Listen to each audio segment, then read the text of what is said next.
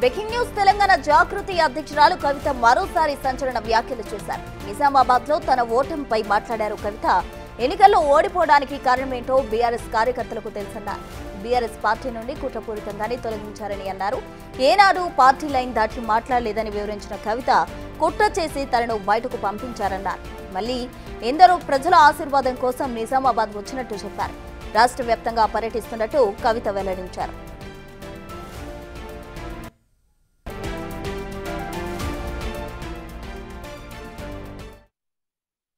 నేను మీ కోడలుగా మీ బిడ్డగా ఎన్ని కష్ట నష్టాలు వచ్చినా ఓపికగా ఉన్నా ఎదురు చూసిన ఇవాళ మరి అదే బీఆర్ఎస్ పార్టీ నుండి నన్ను బయటకు పంపించేయడం జరిగింది. ఎక్కడ కూడా నేను ముందడుగేసి పార్టీ వ్యతిరేకంగా ఏం చేయలే. ఇవాళ నిజామాబాద్లో ఉన్న బీఆర్ఎస్ పార్టీ కార్యకర్తలందరికీ కూడా నేను రిక్వెస్ట్ చేస్తూ ఉన్నా, ఒక్కసారి గుండె మీద చేసుకొని ఆలోచన చేయండి. నిజామాబాద్లో నా ఓటమి ఒక కుట్రనా కాదా మీరు ఆలోచన చేయండి. నా ఓటమి జరిగినప్పుడు ఇప్పటికి 5 ఏళ్ళు అవుతుంది. ఒక్క మాటనన్నా నేను బయట మాట్లాడినా లేదా మీరు ఆలోచన చేయండి. ప్రతి చిన్న బిడ్డకు నిజామాబాద్లో తెలుసు ఏం జరిగిందా అన్నాడని, ప్రతి బీఆర్ఎస్ పార్టీ కార్యకర్తకు తెలుసు ఏం జరిగిందా అన్నాడని. కానీ నేను ఎప్పుడైనా సరే ఆ అవమానాన్ని భరించిన ఎందుకోసం, నాన్నగారి మీద గౌరవంతో, బీఆర్ఎస్ పార్టీ అంటే ప్రేమతోని, తెలంగాణ రాష్ట్రం మంచిగా ఉండాలనేటటువంటి ఆలోచనతో. కానీ ఇవాళ ఇంటి గుట్టంతా బయటేసి మరి నన్ను ఇబ్బంది పెడుతున్నటువంటి సందర్భంలో మళ్ళీ నా మనుషుల దగ్గరికి, మళ్ళీ నా ప్రజల దగ్గరికి, మళ్ళీ నా నిజామాబాద్ గడ్డ దగ్గరికి వచ్చిన తొలి ఆశీర్వాదం కోసం మీ దగ్గరికే వచ్చిన.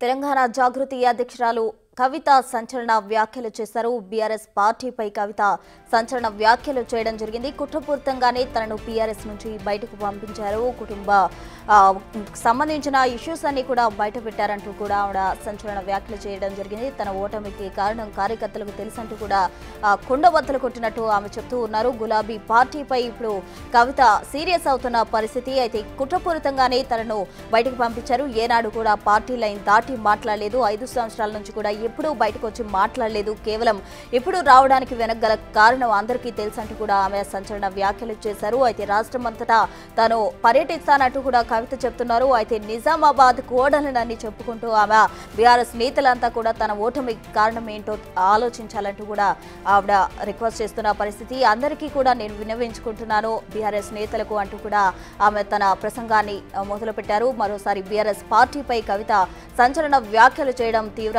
చర్చనీయాంశంగా మారింది అని చెప్పుకోవాలి. ఎవరు ఆమెపై కుట్ర చేశారు అన్న కోణంలో కూడా అందరూ ఆలోచించాలి అంటూ కూడా కవిత చేసిన వ్యాఖ్యలు ఆలోచింపజేస్తున్నాయి. నిజామాబాద్లో తన ఓటమిపై కవిత మాట్లాడడం జరిగింది. ఎన్నికల్లో ఓడిపోవడానికి కారణమేంటో బీఆర్ఎస్ కార్యకర్తలకు తెలుసంటూ కూడా కవిత చెప్తూ ఉన్నారు.